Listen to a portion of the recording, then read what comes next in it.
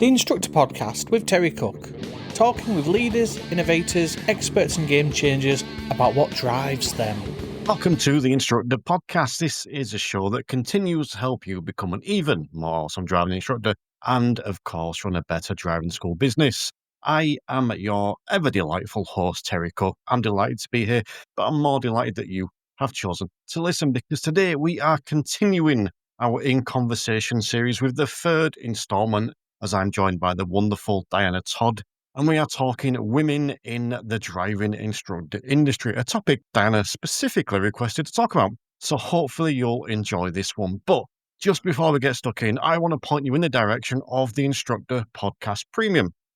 Over there, we release regular content that helps you with your health, run your business better, build your confidence, coaching techniques, you name it, we've got it. There are some real big deep dives in there, including the latest release, which was a 2-hour event with 7 of our regular contributors, including the likes of Ray Seagrave, Chris Benstead, and Emma Cottington. And that was a live Q&A that was then released into the membership. But it's not all just long-form content. We do break up some shorter 5 to 15-minute sections for you. There's audio content in there and there's video. We aim to give you what you need. And of course, on top of all that, we add in the episode workbooks. These are workbooks that go alongside the episode. So once you've listened, you can take this away, get the key takeaways, get some of the key quotes from the episode. There's some reflective questions in there to get you thinking, and there's some key actions for what you can do next on the back of that episode, as well as some further listening suggestions. So if you want to get stuck into that, you'll find a link in the show notes to this episode, or go to the website www.theinstructorpodcast.com. But for now, let's get stuck into this episode. So we're back with another edition of In Conversation with Diana Todd. Diana, still doing okay? I'm still doing okay. You still happy to see my smiley face? Oh, still happy to see your smiley face. But when I asked you to come on and like what sort of things you like to talk about, one of the first things that you said was women in the industry. Mm-hmm. Why? Why did you want to talk about women in the industry? That's interesting. I wanted to talk about women in the industry because I think we're an undervalued resource, if I'm honest. Because in some ways, and I also think that we often come into this for reasons. Well, I think I'm maybe speaking from my own personal experience in this, but we often come into this for reasons of that work-life balance and I don't know, childcare and family care and all the rest of it. But I think that we offer, and I don't mean this disrespectfully, I think we offer an emotional approach, but a nice emotional approach to driving lessons, instructor training. It may be, I don't really know what I'm trying to get across without disrespecting most of the industry. So I'm going to disrespect us and we'll go from there. I think we're largely a male-dominated industry. And because of that, things have always been done a certain way. And I genuinely believe that if there were more women in this industry, then as a whole, we would be more compassionate. I'm not saying, please don't get the message that men aren't compassionate, because I know lots of lovely men that are compassionate. You're one of them by far. I just think that there's an element there where we're undervalued and often disrespected in the industry as well, dismissed. And there's so many really good people, like really fantastic people, men and women. And I don't think we're valued. And I don't think some of the the things that we experience as women is appreciated and perhaps sort of made allowances for as well. So I'm gonna leave that there, and I'm gonna let you dig deeper because I'm struggling to articulate exactly what I want to say. I actually think you articulated well. I mean, 100% disagree. No. I think it's do you know what? It's one of the reasons why you should never ask a question expecting an answer, because it's not the answer I expected. Okay. I didn't expect underutilized as underappreciated, underutilized as the answer or the initial answer. And I think that's really interesting because I think there's a valid point there. Because if we look at stereotypes, which you probably shouldn't do, if you look at stereotypes, women are a bit more emotional. They are more compassionate, as you mentioned. So the men and women are different in terms of stereotypes. And if we look at the industry, like you said, it is male dominated. There'll be men listening now that will say, yes, but we have Love Day Rider at the top, and fair play. And we've got Carly Brookfield in charge of the DIA. And yeah, fair play.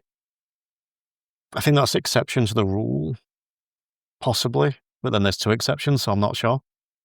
So, Paul Stewart's here. Poor Stuart. Yeah, but I think if we look at that stereotype, I think it exists, and I think it's 65% of the industry is male. I think that's right. Remember correctly, so 35% roughly female. There's non-binary in there as well. And it's interesting when I look at the podcast stats because it's roughly, my podcast is 50-50 split. So only 35% of the industry is female, but it's roughly 50-50. It changes slightly, but it's roughly 50-50. So 35% are female, but 50% of my audience is female, which I think is interesting. The compassionate thing intrigues me because it's how are you underutilized? Because when you said it, it's like, maybe then you should be teaching or demonstrating compassion. Yeah. Maybe that's where you're underutilized, because if there's blokes out there, I use me as an example, that aren't overly compassionate or lack that particular quality, that's where you can be more utilized because you can then help us develop that quality. Yeah, it's interesting because I do think you're really compassionate. And it's interesting that you think, well, obviously you no, know. I think I'm compassionate. I was using it as an Oh, right. Okay. Yeah, I was going to say, I think you're really compassionate. Yeah. I think I would like to see more women in training roles, training driving instructor roles, if I'm honest. Because I think when I think about the industry, that's, we talked about Lou. Lou was absolutely sensational. And when you think about all the things I said about Lou, it was about the fact that she cared. She was selfless. She was inspiring. In fact, that's why we named Inspired Instructor Training. It was because Lou, inspired us. And I think that there's place there for us to demo that within the industry, because we don't see that compassion. What I see out there is people being mocked for daft questions. I see people being told that they should know better. I see, and I don't often, I'm not saying that it is a man and a woman thing, but I just think we should all be a bit more compassionate, and I think that maybe should start from. I think if we're being realistic, it is more men than women that do that, and I don't think that, maybe it's representative of the number in the industry, but I don't think so. I think it is more men than women, and I think that's where women show more compassion. But for me, I think they're underutilized in a different way as well. Although maybe I would throw the blame at you, as in women, for the blame's the wrong word. I'm not necessarily sure that, and I'm happy to be shot down by you or anyone else on this, I'm not necessarily sure that this industry is in a place now where it suppresses women. No. But I think that we're still in a place where women don't put themselves forward as much. Yeah.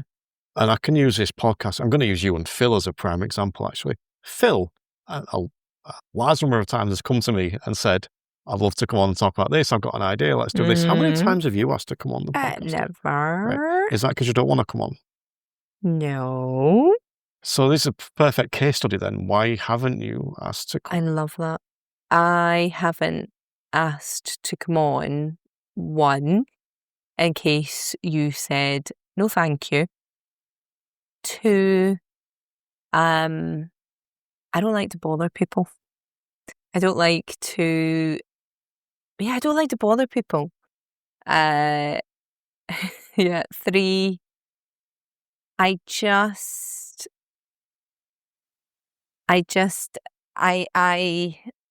think, no, I'll leave it there. One, I don't like to bother people. And two, I'd be crushed if you were like, nope, nothing to offer me today, Diana. Thanks very much. Not that I think you ever would say that, but because to me it's interesting because again, we're stereotyping here a lot, but I think men generally expect people to say yes to them. I think there's an expectancy there. I have a lot of stereotypically feminine characteristics. So I've spoken on the podcast, I've spoken to you before. One of the things I don't like doing is asking people to come on the podcast for the first time, because similar, like you said, I don't want to pester them. I don't want them to say no. Mm-hmm. I don't think that's a stereotypically male trait. Mm-hmm. I think it's a feminine trait, and I'm probably getting my wording wrong here. Someone can pull me up on this. I need to get G. Sabini Roberts back on. But I still do it. Yeah. Since I started this podcast, I think I've got this correct. I've only had one woman asked to come on the podcast in 5 years, almost 5 years. San Harper. Oh, really? I've had a lot of men request. Mm-hmm. Here's the other difference that I noticed, that San Harper, when she messaged me, I can remember quite clearly, she spoke about, I'd love to come on, I'd love to talk about this is what I do. A really good thought out kind of, this is why you should have me on. Mm-hmm. Most of the time when I get inquiries or requests to come on, it's, I've been an instructor for 10 years, I'd love to come on. And I'm kind of like, yeah, what for? Yeah. What are we talking about? Because have you listened to the show? Because that doesn't sound like what I do. And I have to kind of dig into it. And I think there's an expectancy there. I'll just throw my, hat in the ring, and Terry will say, yeah. Whereas what you're saying is there's almost expectancy to say no. And there's been 2 occasions where I have run shows for International Women's Day, and I've had them specifically so they were hosted by women. Mm-hmm. I did it so the introduction was done by someone else, and I had a voiceover. My ex-wife did the voiceover for the start of the show, so there wasn't a male voice on it. Oh, I love that. I haven't done it every year because I've been doing it 5 years. I've done it twice, but those times I reached out to the women and said, "Will you do this?" Mm-hmm. So Diana, if women are underutilized, and in my opinion, that is through a combination of men being more happy to go and put themselves out there, and women usually being more refrained, how do we utilize women more? Yeah, I really like that question. And I think creating an environment, which we're doing with this podcast, by saying, just ask. No, not just ask, because the onus is on them, and actually they might still not. So there are loads of awesome women out there doing loads of awesome things. So share your knowledge, share what you do that is awesome, and help people learn from that. And then naturally, I think that the resources themselves will just start to adapt to, what is being shared by everybody. Because I think we're too scared, because me included, we're too scared of putting ourselves out there in case keyboard warriors have an absolute go at us. Like, I have a private YouTube channel, sounds well dodgy, but basically it's where I've recorded video lessons and I'll send like a lesson to somebody privately. It's not out there in the public domain because I just don't want that. It's not something I would ever do, but I would send it to like a trusted person. I would send that. But I think that it would help. Like some videos that are on there, I would it's not loads because I don't record loads, but will I do it? I don't know if I will. I send little private videos out to people to learn from because I don't particularly want it out in the domain because there's lots of awesome people out there and there's lots of people that just almost want to see you fail. And I don't want to necessarily invite that type of attention. Can I be brutally honest? Yes, please. That was a real namby-pamby answer, right? That was like, you wanted to tell people to go and do it. Yeah. And then you said no. And then you said, well, showcase yourself. And then you said no. Yeah. It's like, it's almost as if you're realizing, crap, I'm going to have to do this now. Yeah. And then don't want to do it. Right. So it's the thing when I look at this. If we look at, let's say, podcasts, YouTube channels in our industry, Dipod, Kit, Inspire, Instructor podcast, couple with a driving instructor, I think that's still going. Mirror Signal podcast, I probably missed some. All hosted by men. To the best of my knowledge, there is no female-led podcast. And there isn't, to the best of my knowledge, there is no female-led YouTube channel for driving instructors. Yeah. There's some for learners. I think that's a slightly different thing. And again, I'm supposing you can correct me on this. I would imagine that promoting yourself to a learner would be different to promoting yourself to driving instructors. Because I feel different that way. You know, personally, I know more than a learner. I'm okay doing this. I don't necessarily know more than instructors. So I would take a slightly different view to what you said, and I would say start asking. Yeah. And it's easier said than done, but it's looking at why. So, for example, you're worried about being rejected, being told you're not good enough, you don't deserve to be on it or whatever. So to me, there's two responses. There's two different types of no. I can use my example of dating, right? When I go on a dating app and ask them, there's two different types of no you're going to get. You're going to get a, no, sorry, this isn't for me right now. Best of luck going forward. Is that a bad thing? No. Of course it's not. Just means there's someone out for me out there or a different podcast for you or whatever it is, right? Yeah. Then you get the other type of no, which is, screw you, you loser. I don't care about that. I've just learned something about that person. So if you reached out to me to appear on this podcast and I come back to you and say, screw you, you loser, right? You've just gone, right, I don't need to be on that podcast. I'm going to go find someone that wants me. Yeah. I also think, though, and I'm maybe going off piste a little bit, I think often, well, this is certainly my experience, not only in this industry, though, that women will often have other priorities. So they'll be the sort of caregiver, the person that looks after the kids, the person that takes them to the clubs, the person that does the dinner, the person that does the goddamn calendar, does everything around that. And I think that takes quite a big chunk of their time out from a CPD development, the niceties of things. And I found that in every industry, actually, when I look at all of the sort of chiefs, if you like, at Marriott hotels when I was there, the women that were in positions of power either had no children or grown-up children and were just starting to progress. So there's obviously that needs to be considered as well. There's lots of stuff, lots of ideas I have. God, I really, really, really want to do an app where it's about education of kids. And I know that there's that lovely lady who has, her name escapes me, who talks about educating parents on how they can speak to kids and stuff. And I'd love to do something like that. Will I? Have I? No, because I've got too many other priorities at the moment. So I think that affects things as well, because we've not necessarily got the headspace to give it that time at the moment. And that can be quite obvious, I think, as well, when I see things going on. Even if you just take Phil and I's dynamic, he will go off and he'll go to the office and he'll plough through work because he spends lots of lovely time with his kids. But Shell's got the kids, whereas I'm the one that's got the kids. I've got one. Let's not exaggerate that. But I've got one kid. One's enough. One's enough.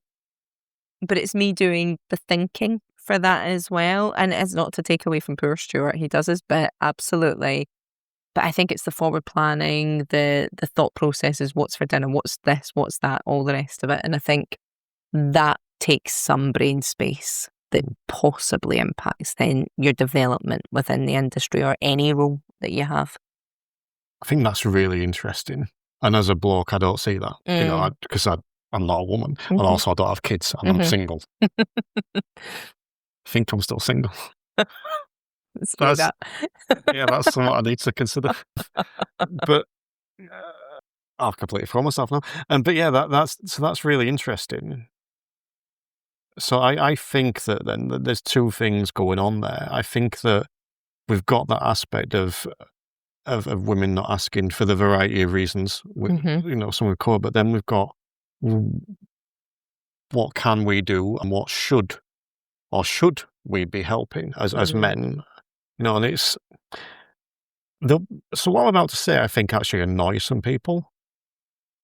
The time I start caring about that will be the time I'll probably stop the podcast. But when I think of a guest, when I've got a topic, not a guest, when I've got a topic I want to discuss, I think, like, who am I going to get on? I immediately look for people that aren't straight white men. That's my first go-to. Especially if I'm looking outside of my regular contributors, because I've got a few that I tend to fall back on for certain things. And I'm not 100% sure that's correct. If we look at diversity and equality, but it's because there are so many that are available. I look at the podcast. If I wanted to get someone on to talk about running a podcast, I am really, really strictly limited to men. So if there was one more podcast, and I know you have Inspired Podcasts, but Phil It's kind of mostly runs Phil. that, But if there was one more podcast that was hosted and created and run by a woman, I would be inclined to go to her because, well, look at all the men. I'll go to the one that's a bit different, giving that opportunity.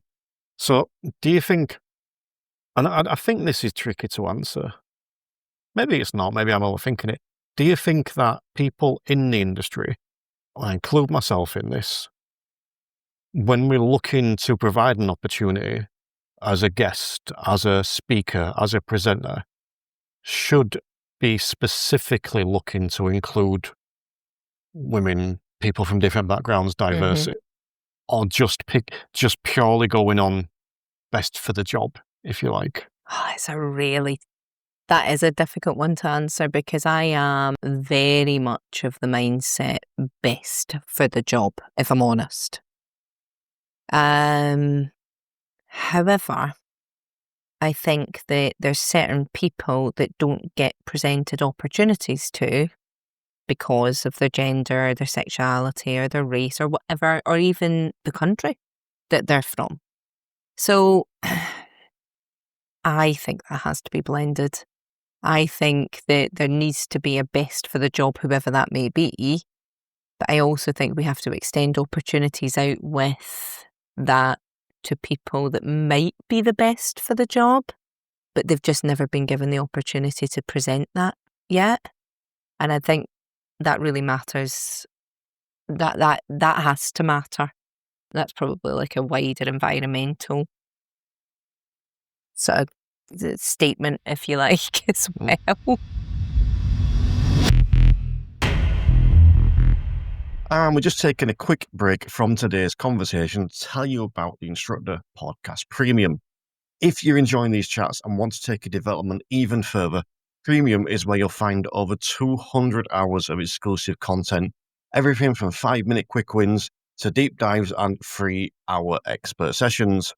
You'll get access to our entire back catalogue, workbooks to help you put ideas into action, and if you join the interactive tier, you can jump on live coaching calls, Q&As, and even watch podcasts recorded live.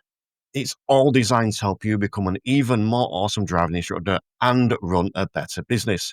So, if you want less noise and more action, head to theinstructorpodcast.com or check the link in the show notes. But for now, back to the episode. Oh, completely. And here's my example. I hope this works. You and Phil. Yeah. Phil Cowley, for anyone that's not sure. I don't want to, will you consider yourself kind of equals in terms of your training ability? Because the reason I'm asking that, I would. So when I look at you both, I don't look and think, oh, Phil's better. You'll have your own unique high points and you'll be better at certain aspects. But in terms of a generality, is that a word? Generality, I'm going with it, of trainers, I would look at you both and go, they're on the same playing field. Phil has... So yes and no is going to be the answer to that. And please call me out if this is a bit wishy-washy. So I'm going to try and articulate this well. Yes and no. Phil has a lot more experience than me in training driving instructors, practically, like one-to-one practically training driving instructors. I have more experience than Phil when it comes to training in group settings and internationally, like across different cultures and, diversity and what have you. So I think I'm going to say yes, we're equals because we complement each other. Right. Equals, but with different strengths. Yes. Yeah. So that's where it comes. That to me, this is where the choice and where someone like I can help, if you like, because if it comes down to looking at two people or equals, you and Phil, who do I get on the podcast? Well, if Phil gets 10 opportunities a year and you don't get any, then I should be reaching out to you more. In that specific example, would you agree? Yeah. You don't sound confident in that. No, I'm saying yes because it sounds cheeky that I'm saying that to you. Because the reason we're having this conversation is because you reached out to me. And I never would have, for all the reasons that I said before. Clearly I wanted to because we're doing it. So yes. Because I think and it is harsh, and because there will be men out there who don't get given opportunities. I mentioned to you previously about I don't always get offered opportunities, and I think a lot of that is because I'm seen as the host, not the contributor, and I lay it out that way. That's my own fault, if you like. But so there will be people that listen to this that are blokes that are going, well, I don't get given opportunities. Why should a woman get given an opportunity over me? And I think it for me, it's not that we're giving the opportunity to the woman over the man. It's that most of the time the man is given the opportunity over the woman. Exactly. In the examples I've just given, now partly because you're not putting yourself forward, but we've just kind of touched on the reasons of that. There's that fear of being rejected. There's that not wanting to put people out, and there's the idea of the extra responsibilities. So I just think that if we were to offer just occasionally, specifically like, right, okay, I'm going to get someone different on for this. Yeah. I try and do that. I don't do it well enough in some areas. I'm fully aware of that. I struggle with some of this. But it's just, even if we take away the male-female dynamic, the race dynamic, all that kind of stuff, there are times I specifically go and get someone brand new on. Someone who I've never even spoken to before. I recently recorded with Terry Leftery. Oh, God, it's on me off for saying his name wrong. Terry Leftery. Yeah. Right? And I've never spoken to him before. We've swapped messages a couple of times. He's never been on the podcast. I want to speak to someone new, and I've had my own Terry for a while. I'm going to get him on. And it went really well. People can listen to that later. But So for me, it's not always about, a gender or a race. It's sometimes like someone new, someone different. Do we need to do more of that in terms of the people that have the platforms, so the podcasters, in terms of the associations, in terms of people that run driving schools, looking at it and going, hold on, we can only take on 3 more PDIs this month and we've got women and men, should we prioritise these or whatever? Do we need to actively do more of that? Do you know, you've kind of sparked an idea in me. I think it's up to schools, associations, podcasters, people, because it's interesting. You'll, I suspect, reach out to people that already have some kind of platform. They're known to you in a way, but obviously you've discovered them somehow. So I wonder if there's an opportunity, even if I think about a support driving school, we have a mixture of men and women. If we then it's not a men and women thing. It's a mentor thing. And have them, if they're willing and they want to, of course, host a support session or host one of the quarterly training sessions and rotate that. I think it's about creating opportunities for people to step up that want to step up, regardless of gender, if I'm honest. I think that's maybe potentially what I'm saying. And I think associations can do that as well, because often the people that are invited up already have that platform. And I get there's an element of you need to have a rough idea, otherwise you're going to get some crazy stuff going up on stage. But you can filter that. You can speak to people, reach out to one of the 35% of people that have qualified this year, the females that have qualified, and reach out to the 65% of males, and see who would be willing to have a section on becoming a PDI, or have a section on the positives of becoming an ADI, or the struggles that they've faced, and provide those opportunities to newbies coming into the industry and provide that platform. But going back to your initial point of underutilising women, how do we make sure that those opportunities are the same? How do we make sure that you're getting, even if we were to take the example of, let's make sure 35% of the podcast guests are female, rather than 50-50, for example. How do you make sure that women are actually getting those opportunities? I do think that involves us reaching out to them. Because I would love the women to ask. I have been given every opportunity under the sun to ask you if I could come onto this podcast, and I never have. So I don't know that many would ask, if I'm honest. So I do think there's a little bit of us where we have to put that to them and say, I've had this idea. What's your thoughts on this? Because there's a lovely instructor, and I think she was doing something about safeguarding. She's just qualified, just coming into the industry. And I believe she reached out, or somebody reached out to her, and she was made up, absolutely made up with that. Would she have done it off her own back? I don't know. Lucy McGlynn. Yeah. So I don't know. I don't know if she created that opportunity, or if that opportunity was created for her. Seems, if it's the one I'm thinking of, I think she created it was with Fear Free. Yeah. But yeah, she reached out to Fear Free and then got that opportunity. Yeah, got that opportunity, and then, but that's it. It's doing that. So I genuinely think this is twofold. And again, I'm not an expert. I could be wrong. People will shout at me or whatever.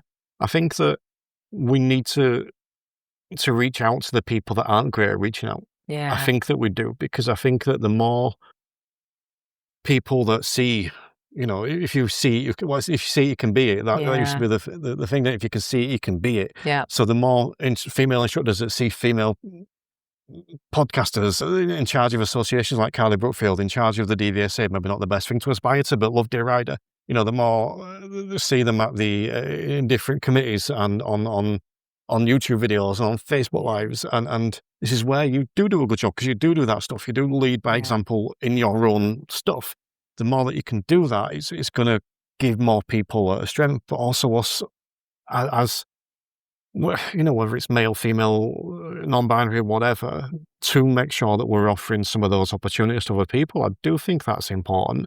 And I won't say how man's I'm not always great at it, but I think that it was interesting you spoke about being underutilized. And I think that there are skills that stereotypically fall to a woman rather than a man. And there's ways to utilize those. And I think that there are other ways to actually get them out more prominently. But I'm going to put you on the spot a bit then. What are you going to do? Who are you going to ask? I don't have to say who. No, that would be fun, actually. Oh my God. What are you going to do? I think the idea that I had earlier, I'm going to start within the school. I'm going to look at the mentors and ask them if they would consider hosting a session, if they want to, and then perhaps open it out. Obviously, this is all ad lib because I'm gonna run with it, speak to Phil as well. But I like the idea of creating a platform. And actually, see if I'm honest, I think in a way I've already done that because I know that a lot of people have followed in my footsteps and started supporting PDIs and developing PDIs and training PDIs. So I think I've kind of shown them that they can do that with the right support themselves. And I think that's key as well. So I'm going to reach out to the mentors, so I hope they're listening. I do have a couple of people in mind that would be my immediate go-tos. I'm not going to mention it on here because it wouldn't be fair for me to do that and put them in the spot because then everybody will know they've either said yes or no. But yeah, I have a few people in mind, so I'm going to do that. And I think what else? No, do you know what else I'm going to do? I'm going to seek out opportunities myself. I'm a dick. I was going to challenge you with that. I expect you by the end of September to reach out to me and tell me you've reached out to someone else. Okay. Because it can't be me. You've just been on this podcast, right? You have to find someone else to go a way to showcase yourself. And if it gets rejected, don't matter. That's my brain now saying he doesn't want me back. I'm only messing. No, but you're right. I don't. I've just had you on for like 4 or 5 episodes. You come back another time. I'm done. Yeah. I'm done. Yes. You will be back, but I'm not rushing you. Okay, well, I'm only messing. But I think the other thing I want to touch on here, and I think this is important because I see this a lot. Not just our industry, but a lot. So the topic we're speaking about today, women in the industry. And you said this is something you want to talk about. So but I haven't just got you on to talk about women in the industry and then not had you back. Yeah. Because I see that a lot. Let's get this person on to talk about diversity. When we're finished speaking about diversity, we're not going to get them back. So whether that's looking at gender, at race, or religion, whatever it is, we'll get people on to talk about that thing, their characteristic, and then the bugger off, we don't ask them back to talk about the important things. So today, the things we're talking about, yes, we're speaking about them and this, not just this. So do you know what? That's just a plea. For anyone, do not get someone on just for that diverse episode and then don't get them back. You need to continue that. But do you know what? I want to touch back on that idea of what women bring. And no, it is stereotypical, but women and men in a stereotypical world are different. Yeah. So what else do women bring? Alternatively, if you want to throw this, what could a man bring that a woman can't? Ooh. I think the men that I've come across in this industry, the ones doing well, like the ones that spring to my mind, ADIs, I'm going to say, emulate confidence, and it's that can-do attitude, and it's, I've got this. And I joke, I love it. I love this when Phil will say something, he's like, well, obviously I'm going to get that. Like, it's that sort of confidence, not arrogance, not to be confused by that. It's definitely a nice confidence. I think we as women need to develop that skill because by God, I juggle to within an inch of my life. I should be down the dips at the circus, do you know what I mean? Because I'm constantly going for stuff. And I think that I think that we need to share more our successes. Not only, and this is important, not only career successes, but the little wins that happen in life that just propel the day positively. You know, things like, I don't know, when your kid gets out the door on time and you manage to, like, everything just sort of streamline, little things like that. So I think that is something that we need to share. Women, I think, will also bring a very nurturing role. And I've said before, I'm an open book. I'll share with anybody. Men, women, I don't mind. Non-binary, I don't mind. But I think a lot of people will open up, well, certainly women will open up to women more so than maybe necessarily a man. I remember when I was training as a PDI, and they had even said they saw me as being a trainer and mentor and all the rest of it. And they were like, please, we need a female trainer. And that was, and I kind of took umbrage at that because I was like, you need a female trainer. Like, it was nice and a slap in the face at the same time. I even had a PDI recently say to me, he was talking to me on the phone and he said, well, I've had such and such a person, and I've had such and such a person, both men, and I think I just need a woman. and I dug a bit deeper. I was like, well, what is it in particular that is standing out for you as something you want to develop? And he said, well, I can't get my words out. I never know when to say the right thing. It's over instruction or it's under instruction. I was like, oh, okay. I was like, do you want the good news? And he was like, yeah. I said, I'm fairly confident I'll be able to support you with that. I went, it's got nothing to do with the fact that I've got boobs. Because I don't think it's not about that. It's just that I might say something in a way that the penny drops. The penny drops. And women, and I'll take Sophia actually this morning, because I shared with you earlier, Sophia had an absolute meltdown with her dad going to school. Meltdown over French fancies. It was that ridiculous.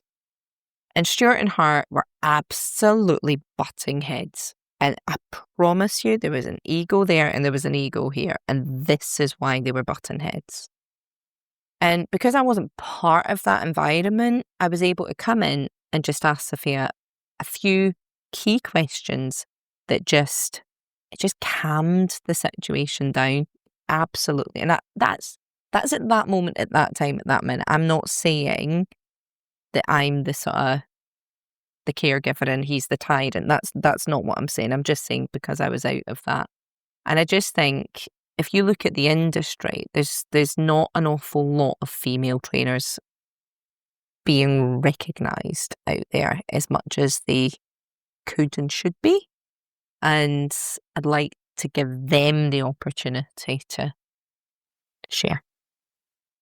I think the really interesting thing there is the balance, because it's what you said. You don't want to be invited somewhere to do something because you're a woman, or invited because you're good. Yeah.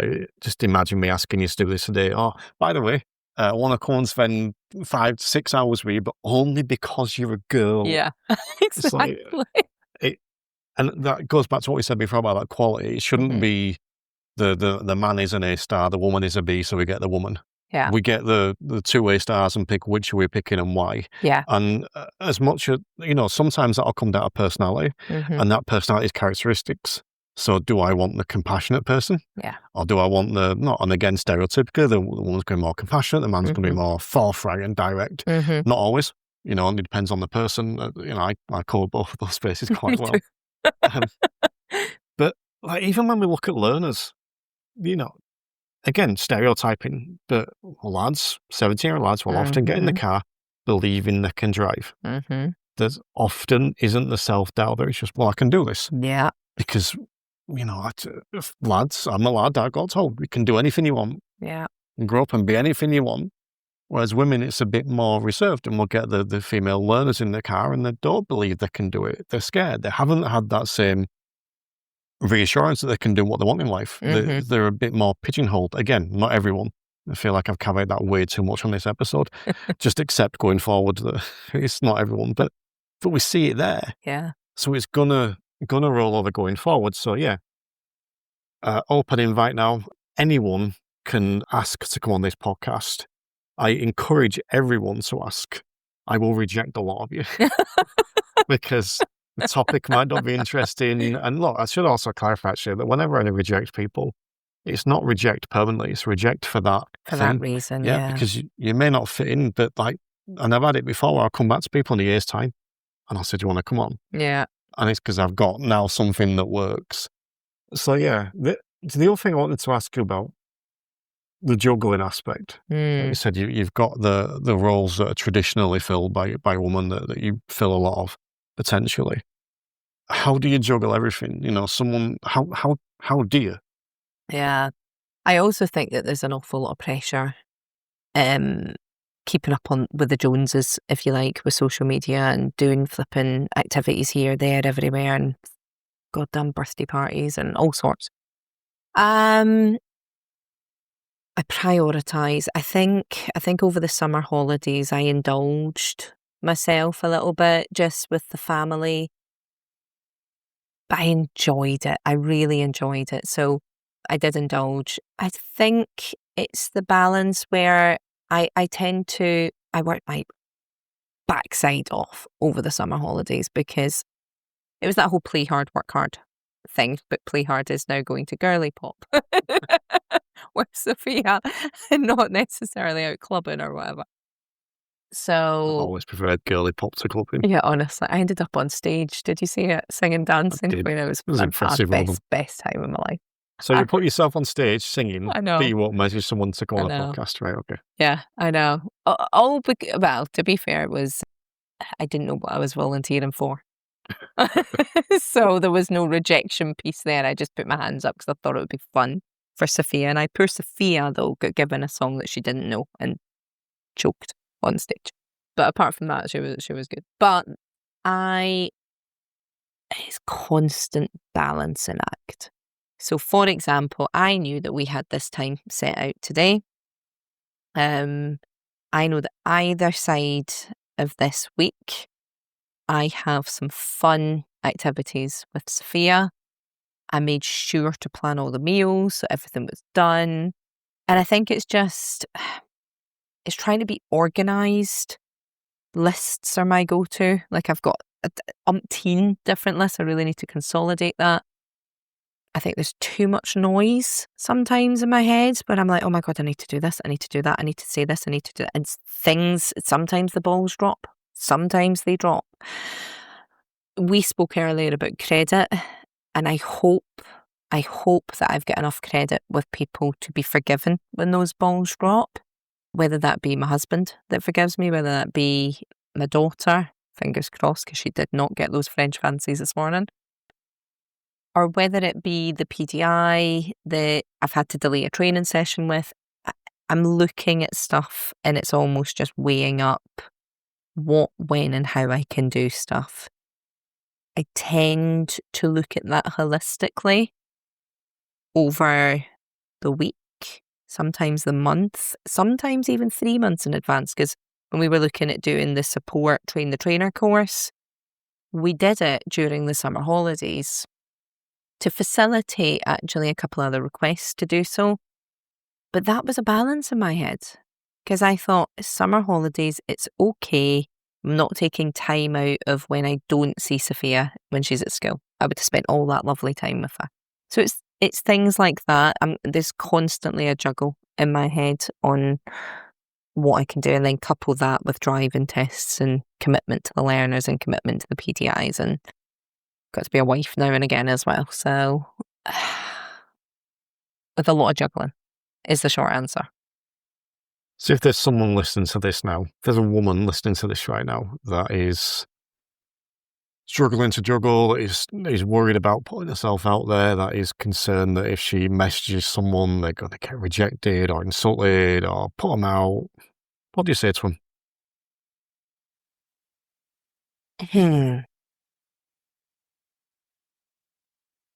Just do it. Like the Nike advert. Because actually, what have you got to lose? I'd ask, first of all, now if they're juggling and they're not surviving whilst juggling, that's a completely different matter. I think they have to, what I do is I look at my priorities. What matters to me right now? So in the month of August, and I do not recommend this, I turned the dial down on my health value. And I did that for a couple of reasons I just knew I couldn't do. I just could not go to the gym as regularly as I wanted and manage the meal and do all that. I just couldn't do it. I didn't turn it off. I just turned it down because I needed to prioritise making sure Sophia had a good summer holiday. It's not lost on me that if I dial down the health, I'm not here for Sophia. I guess I was just turned down, not off.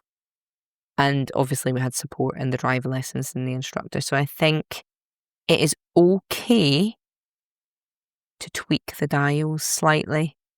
And if something, and it's not going to feel like you're in a good place at that point in time for that thing that you want to do better at, but it's temporary. And we talk about priorities. I'd have them work out what is important to them right now and go from there. And I think that would be my biggest advice. I think the thing I would chuck on is just to say that let the thing that stops you doing the thing be important. Mm-hmm. You know, if you're just a bit scared, tough shit. Oh, yeah. Yeah. Yeah. If it's that you're nervous, if it's that you're scared, if it's that you're worried what people think of you, you're not going to progress with those thoughts. But if it's a genuine thing, if it's a financial issue, it's a family issue, it's a health issue, not in bed with a broken back, then yeah, don't message anyone that day. It's fine. But let the thing that stops you doing the thing be an important thing. Yeah. Yeah. Yeah. Right. Do you want to take a minute to tell people where they can find you and what you have to offer? Yep. So we are Inspire Instructor Training. And on there we have some lovely training resources to help you be the best instructor that you can be. And we're also at Support Driving School. And that's supportdrivingschool.com, where we have created a lovely little community of driving instructors that are just pretty awesome. Awesome. Big thank you for joining me today. Thank you. The Instructor Podcast with Terry Cook, talking with leaders, innovators, experts and game changers about what drives them.